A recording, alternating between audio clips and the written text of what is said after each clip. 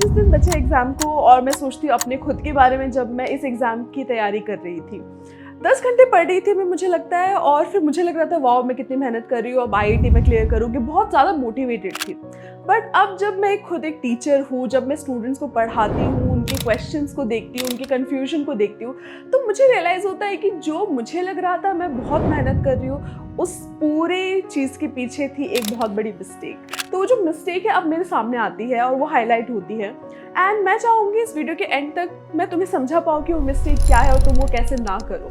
एक मैं अपने बारे में बताऊँ तो मैं एक PCMB स्टूडेंट थी, चारों सब्जेक्ट मैंने ले रखे थे, and I can relate to you जब तुम इस एग्जाम की प्रिपरेशन करते हो और चारों सब्जेक्ट तुम्हें प्रिपेयर करने होते हैं तो कितना डिफिकल्ट हो सकता है। बट ये जो 25 दिन है लास्ट के, इसमें जो प्रॉब्लम है वो ये नहीं होगी कि तुमने इनफ नहीं पढ़ा। अगर तुम इनफ नहीं पढ़ रहे हो तो वो एक मिस्टेक स्टार्टिंग में है ही, राइट। इस 25 दिन में जो बच्चा लेजी है, जो पढ़ाई कर ही नहीं रहा है, उसको पता है वो पढ़ाई नहीं कर रहा है, that is not the main problem. उसको ऑलरेडी पता है वो पढ़ाई नहीं कर रहा है, तो एक सर्टेन लेवल का हार्डवर्क तो उसको करना ही है, वो तुम्हें भी करना है, और अगर वो तुम नहीं कर रहे हो तो that's not the problem, that's not the problem that I am talking about. इस वीडियो में मैं उस प्रॉब्लम की बात नहीं कर रही हूँ, मैं बात कर रही हूँ एक ऐसी प्रॉब्लम की जो एक हार्ड वर्क के पीछे छुपी हुई है। तुम मेहनत तो कर रहे हो, 10 घंटे पढ़ रहे हो, 8 घंटे पढ़ रहे हो, पर फिर भी मार्क्स नहीं आ रहे, कॉन्फिडेंस नहीं आ रहा, मैं उस प्रॉब्लम की बात कर रही हूँ। तो सबसे पहले एक चीज बहुत क्लियर कर देती हूँ, अगर तुम पढ़ाई नहीं कर रहे हो, अगर तुम इनफ टाइम नहीं स्पेंड कर रहे हो, तो ये वीडियो मैं इस वीडियो में उस प्रॉब्लम की बात नहीं करने वाली हूँ। मैं इस वीडियो में उस प्रॉब्लम की बात करने वाली हूँ जो छुपी हुई है तुम्हारे हार्ड वर्क के पीछे। तुम्हें लग रहा है तुम बहुत मेहनत कर रहे हो, तुम बहुत ज़्यादा टाइम स्पेंड कर रहे हो, बट फिर भी अगर तुम्हें रिजल्ट नहीं मिल रहा है, वो क्या, उसका क्या रीज़न है, और अगर मैं फिर से इस प्रिपरेशन को करती तो मैं क्या डिफरेंटली करती, क्या चीज़ में चेंज करती, being a teacher now, being a mentor now, मैं क्या अपने आप को एडवाइस देती कि कैसे उस 25 दिन को मैं स्पेंड करती instead of just doing blind hard work, instead of smart work. ठीक है, एक बहुत इंपॉर्टेंट चीज़ है, इम्प्रूवमेंट जो है उसको एक बहुत डेंजरस चीज़ है, साइलेंट किलर जिसको हम बोल सकते हैं, वो रोकता है hard work but not smart work. Problem क्या होती है? Wrong subject allocation. तुमने टाइम स्पेंड किया है पर तुमने राइट चीज़ पे टाइम स्पेंड नहीं किया है। तो कैसे आइडेंटिफाई करें कि क्या डायरेक्शन होनी चाहिए हमारे इस 25 दिनों में? देखो, एक बहुत कॉमन चीज़ है कि PCB स्टूडेंट है, फिजिक्स केमिस्ट्री बायो का स्टूडेंट है, उसको लगता है कि मैथ अब हम करेंगे। ठीक है, इग्नोर करना इज वन प्रॉब्लम, मैंने ऑलरेडी हाईलाइट किया, इग्नोर करना खुद में एक प्रॉब्लम है। बट एक और प्रॉब्लम क्या आ जाती है कि जो सब्जेक्ट वीक है उसी के पीछे लग गए। मेरा मैथ वीक है और मैथ में मैं कुछ 5 घंटे मैथ में करने बैठ गई। दिन के अगर मैं 10 घंटे पढ़ी, उसमें से आधा टाइम अगर मैं सिर्फ मैथ में कर रही हूँ। मैथ एक चीज़, प्रॉब्लम मैथ की समझो एक चीज़, क्योंकि मैंने मैथ पढ़ा है, 2 साल मैंने भी मैथ को कवर किया है, वो 2 साल का पेन मुझे अभी भी याद है। बट एक चीज़ है, किया था 2 साल, कितने अच्छे से नहीं वो मैं तुम्हें नहीं बताऊंगी, बट किया था मैथ। बट अगर तुम फर्स्ट टाइम मैथ स्टार्ट कर रहे हो तो फिर एक बहुत बड़ा इशू आता है। मैथ जो होता है वो बिल्ड करते हैं हम, ठीक है। मैथ कंसेप्चुअली क्या होता है, बिल्ड होता है, एक बार में न्यू स्टार्टिंग में करना बहुत डिफिकल्ट है। तो मैथ में जो सिलेक्टिविटी है, इतना तुम्हें सिलेक्टिव होना पड़ेगा मैथ में, अगर तुमने मैथ नहीं किया है, जिसकी तुम बारे में सोच भी नहीं सकते। तुम अगर अपना टाइम वेस्ट करो, आधा दिन मैथ में स्पेंड करोगे, तुम्हारा एप्टीट्यूड उस टाइप का है, then it's a thing, but still half of the time तुम्हें नहीं स्पेंड करना चाहिए। तुम बायो को रिवाइज करना भूल जाओगे। तुम्हें देखो 3 सब्जेक्ट तो अपने स्ट्रॉन्ग रखने ही है। अगर तुम एक सीरियस एस्पिरेंट हो और तुम सोच रहे हो कि तुम्हें IIT क्रैक करना है, एक चीज़ याद रख, एक चीज़ लिख के रख लो, तुम्हारे 3 सब्जेक्ट स्ट्रॉन्ग होने चाहिए, 2 तो बहुत स्ट्रॉन्ग होने चाहिए, तीसरा तुम्हारा एटलीस्ट कुछ एक अच्छे लेवल पे स्ट्रॉन्ग होना चाहिए, फिर तुम चौथे के बारे में सोचो। That's the first and final thing, that is something that you should never forget. ठीक है, तो अगर तुम ये मिस्टेक कर रहे हो कि हाँ तुमने अपने वीक, देखो ये कौन सा है, वीक सब्जेक्ट, और स्पेशली अगर वो मैथ है और तुम फिजिक्स, तुमने मैथ कभी किया नहीं है, PCB के स्टूडेंट हो और उसमें आधा घंटा मतलब आधा दिन अपना लगा रहे हो, तो तुम गलत जा रहे हो। बायो को रिवाइज करना अगर तुम भूल रहे हो तो तुम गलत जा रहे हो। वीक को इम्प्रूव करने के चक्कर में, वीकनेस को इम्प्रूव करने के चक्कर में अगर तुम अपना स्ट्रॉन्ग पार्ट को खो रहे हो तो फिर बहुत गलत जा रहे हो। That is one mistake. ठीक है, अब दूसरा मिस्टेक क्या है, इस कॉइन के दूसरे साइड में कौन है, PCM के स्टूडेंट। अब PCM के स्टूडेंट्स के साथ सीन क्या है, उनका क्या नहीं होता है, बायो नहीं होता है। बट ट्रेजेडी ये है कि, अब इसको ट्रेजेडी बोलो या अच्छी चीज़ बोलो, bio compare to math is much easier to do in a shorter time. ठीक है, अगर कम टाइम पे तुम्हें ज़्यादा रिटर्न चाहिए और तुम बेट लगा रहे हो बायो वर्सेस मैथ में, तो bio will always give you better returns. ठीक है, तो अगर तुम ऐसे PCM के स्टूडेंट जिसकी मैथ एकदम ही खराब है, तो फिर तुम बायो पे फिर भी बेट लगा सकते हो, ठीक है। मैं ऐसा क्यों बोल रही हूँ, बायो हाई रिटर्न देता है, कुछ सिलेक्टिव टॉपिक्स है जो तुम करके बहुत इजीली अच्छे से स्कोर कर सकते हो। 25 दिन तो बहुत ज़्यादा है। रिमेंबर, हर चीज़ नहीं करना है, पूरा अगर तुम करने गए तो फिर भी अटक जाओगे, तुम्हें सिलेक्टिव ही करना है। बट बायो को कंप्लीटली इग्नोर नहीं करना है, इग्नोर नहीं करना है बायो को completely, it's a big mistake. क्योंकि मैथ जो है वो डिफिकल्ट आ सकता है, फिजिक्स डिफिकल्ट आ सकता है, बायो जो है कुछ क्वेश्चन तो तुम कर ही लोगे विद सम एफर्ट। अच्छा, एक चीज़ मत करना, मेरी एक स्टूडेंट ने पूछा था, अभी रिसेंटली पूछा था कि मैं तो सीईटी की प्रिपरेशन कर रही हूँ, मैं तो बिटसैट की प्रिपरेशन कर रही हूँ, तो बायो क्या मैं लास्ट 1 वीक में कर लूँ। अब मेरा सजेशन क्या है, अगर तुम सोचो 1 वीक में करोगे तो थोड़ा सा ज़्यादा लेट हो जाएगा। अगर आईआईटी तुम्हारा गोल है तो लास्ट 1 वीक के लिए मत छोड़ो। क्यों मत छोड़ो? क्योंकि इतनी इन्फॉर्मेशन जब तुम एक साथ अपने ब्रेन में डालोगे तो तुम्हारा ब्रेन जो इसको प्रोसेस नहीं कर पाएगा और फिर उस इन्फॉर्मेशन को एनालाइज नहीं कर पाएगा। तो तुम्हारे ब्रेन को भी थोड़ा टाइम चाहिए, इट्स एन ऑर्गन, ठीक है, जो तुम्हें हेल्प करेगा, बट उसको भी थोड़ा सा टाइम चाहिए। तो इंस्टेड ऑफ सेइंग कि मैं लास्ट 1 वीक में करूँगी बायो एंड में ही, बिल्कुल इससे अच्छा ये है कि तुम अभी स्टार्ट करो, एटलीस्ट 20 दिन उसको दो, कम करो। अगर तुम कोई दूसरे एग्जाम के भी एक्टिवली प्रिपरेशन कर रहे हो, पीसीएम के स्टूडेंट हो, कोई दूसरा एग्जाम है तुम्हारा जो इंपॉर्टेंट है, तो आई वुड से आईआईटी फिर भी तुम्हारा एक इंपॉर्टेंट गोल है, तो मैं बोलूँगी कि at least give 1 our, 1 to 1.5 hour every day you do bio. Treat it like a break from your PCM subjects, ठीक है, बट करो, क्योंकि धीरे धीरे तुम्हारा ब्रेन जो है उस इन्फॉर्मेशन को प्रोसेस करेगा, अडेप्ट करेगा, तभी तुम्हें अच्छे रिटर्न मिलेंगे। लास्ट 1 वीक बहुत ज़्यादा लेट हो जाएगा, ये मेरा पर्सनल ओपिनियन है। सो एक और मिस्टेक क्या नहीं करना है, दूसरे सब्जेक्ट को कंप्लीटली इग्नोर नहीं करना है। पीसीपी के हो तो मैं ये नहीं कह रही मैथ को पूरा ही वीक इग्नोर कर दिया, पर आधा घंटा, मतलब 10 में से 5 घंटे नहीं बिताने इसके ऊपर, ठीक है। और सिमिलरली अगर तुम पीसीएम के स्टूडेंट अचानक से बायो पढ़ी, बड़ी इंटरेस्टिंग लगी, क्योंकि बायो के साथ हम रिलेट करते हैं, राइट, बहुत इंटरेस्टिंग लगी, बस बायो ही कर रहे हैं, ऐसा भी मत करना, ठीक है। Remember, 2 subjects have to be very strong, 3rd subject should be decently strong, and then look at the 4th one. And bio जो है उसका बेनिफिट क्या है, हाई रिटर्न देता है वो, ठीक है।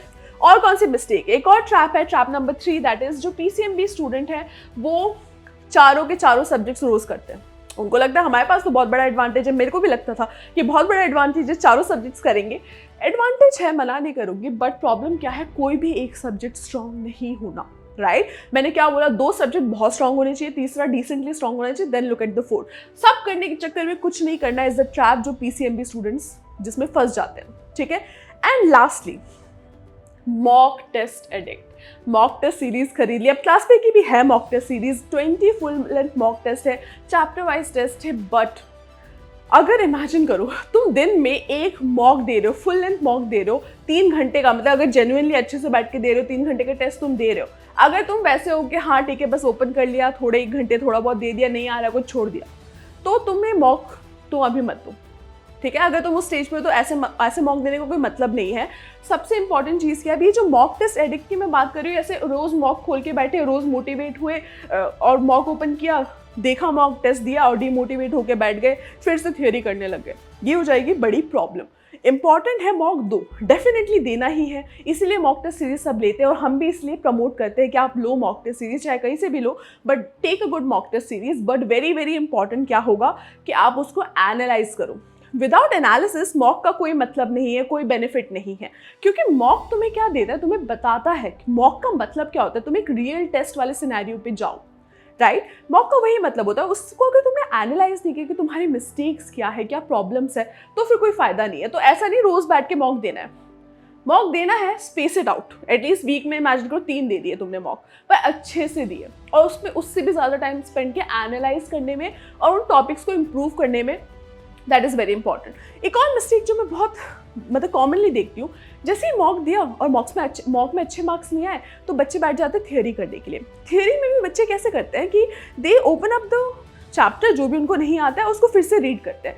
एक ही चीज़ को बार बार रीड करना, चाहे वो बायो ही क्यों ना हो, is not the correct way to go about it. Remember one thing, just reading only reading is not going to give you the result. सिर्फ रीडिंग से नहीं होगा। थियरी करने के लिए तुम जब इस पॉइंट ऑफ टाइम पे बैठे हो तो सिर्फ रीडिंग से नहीं होगा। इमेजिन करो कि मॉक में तुम्हारे कुछ टॉपिक्स है जो बार बार गलत हो रहे हैं, तो उसको तुम रिवाइज कैसे करोगे? तुम्हें यूज करना है something known as active recall. Active recall जो है वो तुम्हें यूज करना है। एक्टिव रिकॉल में क्या करना है, तुम्हें जो भी तुम्हारा टॉपिक है, जो तुम्हें लगता है कि तुम्हें नहीं आता, एक प्लेन पीस ऑफ पेपर लो, लेके चुपचाप से शांत माइंड से बैठो उसके साथ and right everything that you remember. जो भी तुम्हें याद है वो सब लिखो उस ब्लैंक पीस ऑफ पेपर पे। ये होता है एक्टिव रिकॉल। अब ये हो गया, जितना याद है उतना लिख दे। मैम मुझे तो कुछ याद नहीं। कुछ तुम्हारे ब्रेन को हमेशा याद होगा अगर तुमने उससे पहले पढ़ा है, और अभी तक नहीं पढ़ा है तो आज मत स्टार्ट करो। अभी वो टाइम चला जा चुका है जब तुम एकदम ही नई चीज़ें करने वाले हो, ठीक है, स्पेशली तुम्हारे मेन जो 3 सब्जेक्ट्स है उसमें। तो एक्टिव रिकॉल यूज़ करो थियोरी को कवर करने के लिए, ना कि जस्ट रीड करना। क्योंकि जब तुम फिर से किसी चीज़ को रीड करते हो तुम्हारे ब्रेन को लगता है अरे ये तो मुझे आता है, ये तो मैंने देखा हुआ है। वो रिकग्निशन है, दैट इज नॉट रिकॉल, ठीक है। तुम्हें एग्जाम हॉल में रिकॉल करना है, याद करना है कि मैंने क्या पढ़ा था, ना कि देख के रिकॉग्नाइज करना है, ठीक है। तो इसलिए तुम्हें क्या करना है, एक्टिव रिकॉल करना है। सबसे पहले लिखो जितना तुम्हें याद है, फिर कंपेयर करो। तुम कंपेयर करो अपने खुद के नोट से, अपनी बुक से, जो भी तुम्हारा सोर्स है उससे कंपेयर करके देखो कि तुमसे क्या क्या छूट गया। मतलब जब मैं याद करने की कोशिश कर रही थी तो मुझे वो चीज़ याद नहीं आई, वो तुम कंपेयर करके आइडेंटिफाई करो। कंपेयर करो और आइडेंटिफाई करो। एंड जब तुम ये आइडेंटिफाई करोगे, अगर तुम्हें आता होगा, तुम्हारा ब्रेन बोलेगा अरे हाँ, अरे ये मैं भूल गई थी, तो नेक्स्ट टाइम तुम्हारा ब्रेन उस चीज़ को क्या करेगा, याद रखेगा। This is how your brain works. You have to be scientific, okay. तुम साइंस के एग्जाम के लिए प्रिपेयर करो, you have to be scientific, ठीक है। एंड देन अगर तुम्हें लगता है कि अरे ये तो मुझे याद ही नहीं है, तो उसको जल्दी से क्विकली रिवाइज करो, क्विक रिविजन, या फिर तुम इसको रिविजिट बोल सकते, ठीक है। टेक दिस राउट अगर तुम्हें कोई थ्योरी रिविजिट करनी है, rather than just reading it. Just reading is not going to solve your problem, ठीक है। ये हो गए 4 ट्रैप्स जो तुम्हें क्या करने हैं, अवॉइड करने हैं। एंड सबसे इंपॉर्टेंट चीज क्या है, मॉक टेस्ट, ठीक है। और उसको ट्रैक ना करना, अपने मिस्टेक्स को। मॉक टेस्ट दिया है पर अपने मिस्टेक्स को ट्रैक नहीं किया, बस मॉक टेस्ट दिए जा रहे हैं। ये सबसे बड़ा इंपॉर्टेंट चीज़ है जो तुम्हें क्या करना है, अवॉइड करना है। एक मॉक टेस्ट एनालिसिस का तुम्हें एक प्रॉपर फ्रेमवर्क बनाना है, ठीक है। मॉक टेस्ट एनालिसिस करे कैसे, इसके बारे में भी मैं एक वीडियो लेके आने वाली हूँ तुम सबके लिए, क्योंकि ये चीज़ मैंने बहुत कॉमनली नोटिस की है। बच्चे बस डीमोटिवेट होते रहते हैं कि उनके मॉक टेस्ट में मार्क्स नहीं आ रहे, बट क्यों नहीं आ रहे, कैसे इंप्रूव करें, इसके बारे में किसी को पता ही नहीं है। तो आई am gonna make a video about that is well. But फिर भी सबसे इंपॉर्टेंट चीज़ क्या है, अपने मिस्टेक को क्या करना है, ट्रैक करना है। सिर्फ डीमोटिवेट नहीं होना है, बहुत एनालिटिकल अपना माइंड रखना है, बहुत ही फोकस्ड अपना माइंड रखना है। तुम्हें पता है कि तुम मॉक दे रहे हो मिस्टेक को आइडेंटिफाई करने के लिए, ना कि सिर्फ अच्छा स्कोर करने के लिए। डोंट बी जस्ट हैप्पी कि मेरे मार्क्स अच्छे आ गए, नहीं भी आए तो क्यों नहीं आए, उस माइंडसेट के साथ बैठो। तुम कभी भी मॉक टेस्ट देने बैठते हो, तुम्हें क्या सोचना है कि मेरे मार्क्स क्यों नहीं आ रहे और क्या मैं इंप्रूव कर सकता हूँ। जो मेरे मार्क्स वहाँ पे नहीं आएंगे, इससे अच्छा तो यहाँ पे ना आए और मैं फिगर आउट कर लूँ, उस चीज़ को इंप्रूव कर लूँ, right. So to track your mistakes and every question को तुम्हें कैटेगराइज करना है। डोंट जस्ट सी कि ये क्वेश्चन मुझे नहीं आया, क्यों नहीं आया, क्या रीज़न था तुम्हें वो क्वेश्चन नहीं आया। कैटेगराइज क्या हो सकता है, कैसे कर सकते हैं, देखो कंसेप्चुअल मिस्टेक हो सकती है। कंसेप्चुअल मिस्टेक का मतलब क्या है कि टॉपिक जो था वो वीक था, ठीक है। तुम्हारा जो कंसेप्चुअल मिस्टेक में क्या आ जाएगा कि तुम्हें वो टॉपिक आता ही नहीं था और वो टॉपिक ही वीक था। तो वो टॉपिक अगर वीक है तो तुम क्या कर सकते हो, क्विक रिवीजन करके उसको इम्प्रूव कर सकते हो। अगर वो बहुत इंपॉर्टेंट टॉपिक है तो तुम इसको क्विकली रिवाइज करो, रिविजिट करो मल्टीपल टाइम्स, ठीक है। अगर सिली मिस्टेक्स है, उसका रीजन क्या हो सकता है, तुम फोकस के साथ मॉक टेस्ट नहीं दे रहे हो। ये चीजें लिखना बहुत इंपॉर्टेंट है। ये जो रीजनिंग है इसको right it down. Remember one thing, एक मिस्टेक नोटबुक करके एक चीज़ होती है जो हम अपने स्टूडेंट्स को हमेशा बोलते हैं मेंटेन करने के लिए, और होपफुली तुम भी मेंटेन कर रहे हो। अगर नहीं कर रहे हो अभी भी तो अभी कर लो, ठीक है। तुम्हें क्या करना है, right, you have to write your mistakes. अपने जितने मिस्टेक्स तुम रिपीट करते हो उसको तुम्हें लिखना है कि मैं क्या मिस्टेक कर रही हूँ। जब तुम अपनी मिस्टेक्स को लिखोगे तुम्हारा ब्रेन उसको रजिस्टर करेगा, उसको अवॉइड करेगा नेक्स्ट टाइम में, ठीक है। टॉपिक वीक था तो रिवाइज करो। फोकस तुम्हारा इशू था, तुम इस चीज़ को नोट करो कि फोकस तुम्हारा इशू है, इस चीज़ को रजिस्टर करो।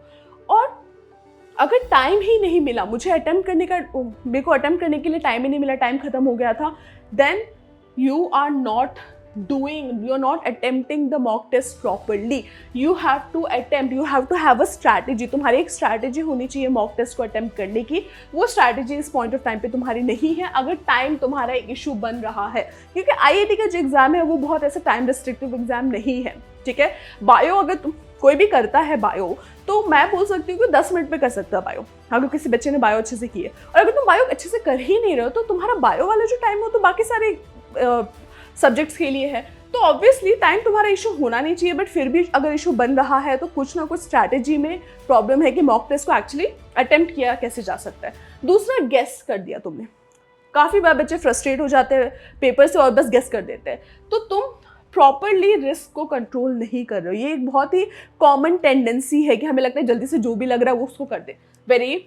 उस चीज़ को तुम्हें अवेयर होना चाहिए, इसको भी तुम लिख के रखो कि गलत रिस्क तुम ले रहे हो एग्जाम के एंड में, ये तुम्हारे माइंड को पता होना चाहिए। नेक्स्ट है सिलेक्शन। तुमने करते टाइम गलत क्वेश्चन को पिक किया। तुम्हें मल्टीपल क्वेश्चन ज़रूरी नहीं है तुम सभी करो, या अगर आते हैं तो ठीक है, बट अगर नेगेटिव मार्किंग बहुत ज़्यादा हो रही है तो question selection is a problem and the order in which you select the question is also a problem. Remember one thing, mock test जो है वो तुम्हें बताएगा कि तुम्हें किस तरीके से अपनी प्रिपरेशन को शेप करना है, स्ट्रैटेजाइज करना है। तो मॉक टेस्ट इंपॉर्टेंट है, बट उससे भी ज़्यादा इंपॉर्टेंट क्या है, प्रॉपरली उसको एनालाइज करना। लास्ट 25 डेज में जितने भी मॉक टेस्ट तुम दे रहे हो, रिमेंबर वन थिंग, जितना टाइम तुम मॉक टेस्ट दोगे उससे भी ज़्यादा टाइम तुम्हें किस में देना है, तुम्हें उससे भी ज़्यादा टाइम देना है उसको एनालाइज करने के लिए। सेम टाइम पे बैठो मॉक टेस्ट देने के लिए, सेम सुबह के टाइम पे, जिस टाइम पे तुम्हारा एग्जाम होने वाला है उसी टाइम पे बैठो टेस्ट देने के लिए और उसको एनालाइज करो, maintain a notebook and improve. ठीक है।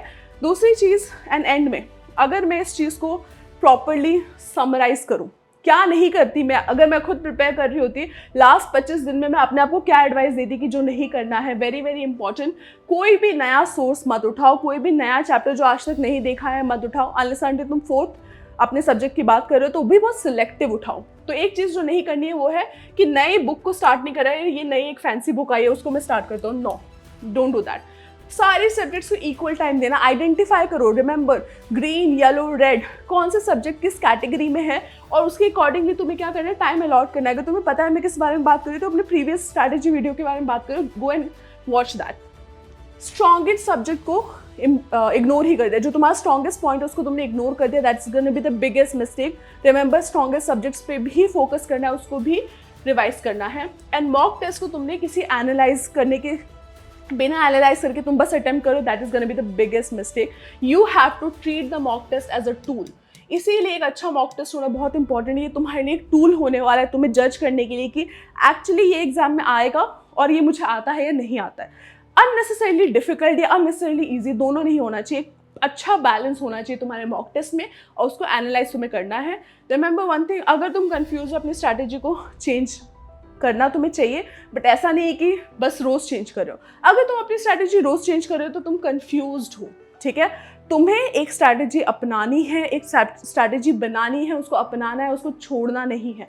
जो एक्चुअली सीरियस स्टूडेंट्स होते हैं वो सिंप्लीफाई करते हैं अपनी स्ट्रैटेजी को, बहुत सिंपल स्ट्रेट फॉरवर्ड स्ट्रैटेजी रखते हैं और उसी पे स्टिक करते हैं एंड तक, इम्प्रूव करते हैं। रोज़ एक नई स्ट्रैटेजी वीडियो देख के उसको चेंज नहीं करते, that is very very important.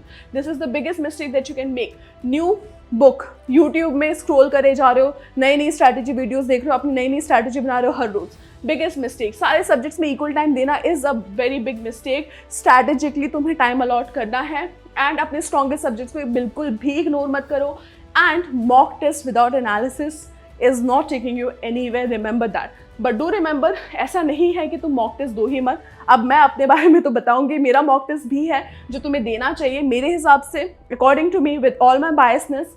We have worked a lot on these mock test series and the questions have been selected in such a manner जो तुम्हारे रियल एग्जाम को क्या करते हैं, सिमुलेट करते हैं, तुम्हारे रियल एग्जाम के बहुत क्लोज है। इसमें चैप्टर वाइज मॉक भी है। जब तुम चैप्टर वाइज मॉक दे रहे हो तो उन चैप्टर्स पे फोकस करो जिसमें तुम्हारे क्वेश्चंस रॉन्ग आ रहे हैं, उसको प्रैक्टिस तुम जब कर रहे हो तो चैप्टर वाइज मॉक दे सकते हो। फुल मॉक तुम्हें देना है, PYQs भी है विद वीडियो सोल्यूशन वाला, जो तुम्हारा मॉक टेस्ट सीरीज है, तुम उसको परचेज कर सकते हो, जो आइडेंटिफाई कि कैसे अटेम्प्ट करना है मॉक टेस्ट को और क्या अवॉइड करना है। ठीक है, रिमेंबर ये जो अभी प्राइसिंग चल रही है 1999 की, जो ऑलमोस्ट 2000 के बराबर है, अब इसमें डिस्काउंट आने वाला है। आई am gonna offer a big discount on this, so keep your self updated. A big discount is coming because exam बहुत क्लोज है और इस एग्जाम की प्रिपरेशन में तुम्हें और ज़्यादा बूस्ट मिले, इसलिए we gonna offer a big discount on this. Now the mock test will be available at a much lower price of 799, almost half से भी कम। 799 के प्राइस में आपको सब कुछ मिलेगा, वीडियो सोल्यूशन, 5 ईयर के PYQs, आपके chapter wise mock, full length mock, everything is available, you have all the resource, use it properly and last 25 days में ये कॉमन मिस्टेक्स को अवॉइड करो and then you can do much better and stay connected class पे के साथ. I am gonna bring a mock test analysis video for you so that you know कि actually analyse करते कैसे है videos को. So see you in the next one and subscribe the channel. अगर तुम्हें ये वीडियो अच्छा लगा प्लीज़ लाइक करो. That helps me understand कि actually तुम्हें benefit हुआ है and I'll see you in the next one.